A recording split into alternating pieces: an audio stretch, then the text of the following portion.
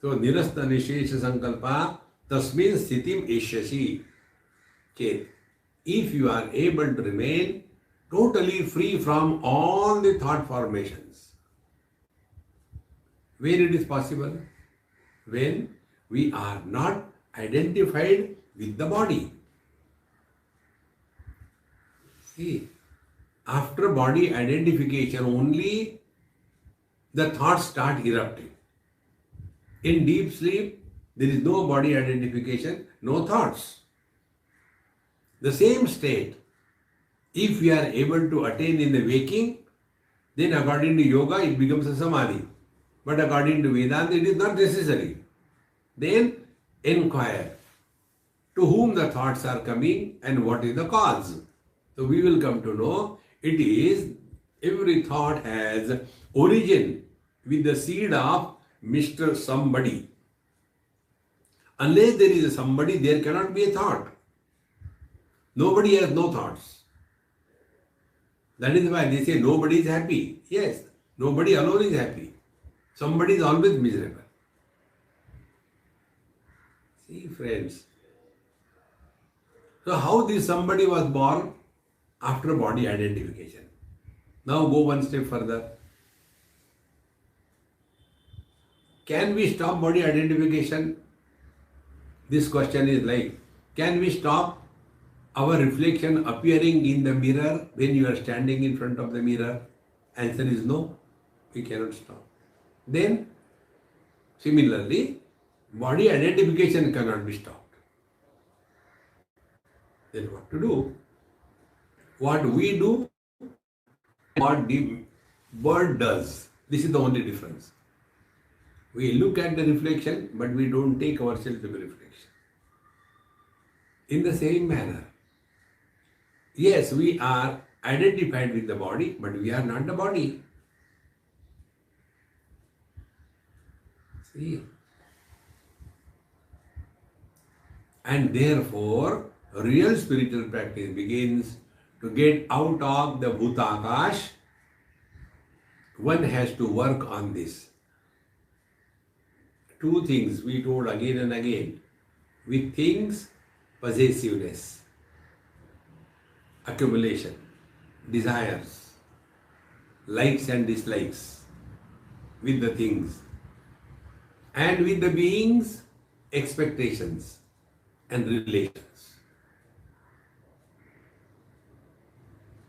See, friends, the moment these two things are clearly understood, then we are working on body disidentification. Then how to do with this? Don't take things too seriously in life.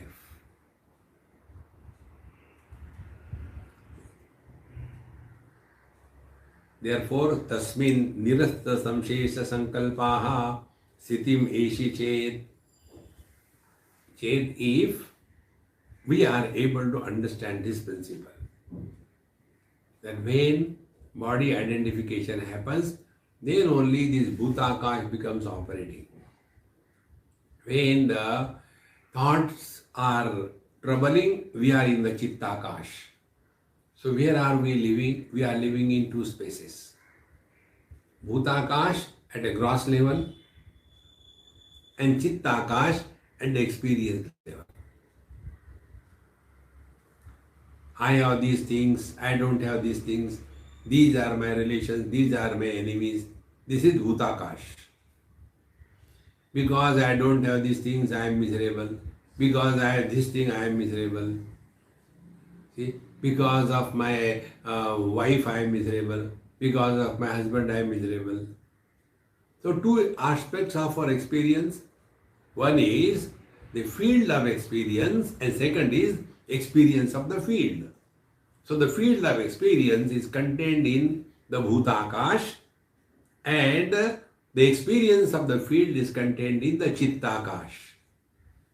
So experienced is in the bhutakash and experiencer is in the chittakash. And in the chidakash, there is no difference between the bhutakash and the chittakash because it is a solid space. And therefore, there is nobody.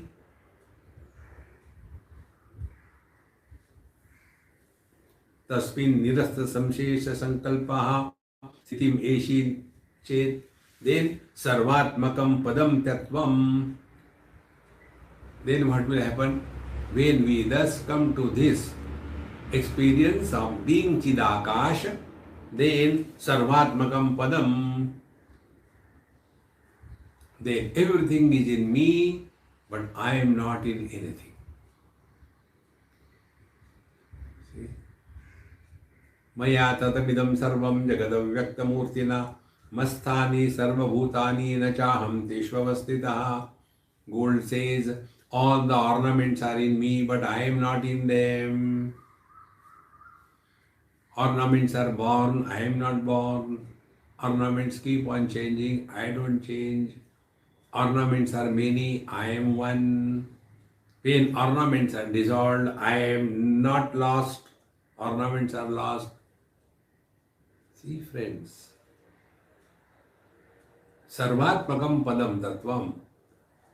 Therefore, he who is abiding in this Chidakash as his essential nature, he will be experiencing the differences, he will be experiencing the good or bad experiences, but he will not be influenced by any one of them. See, Maharaj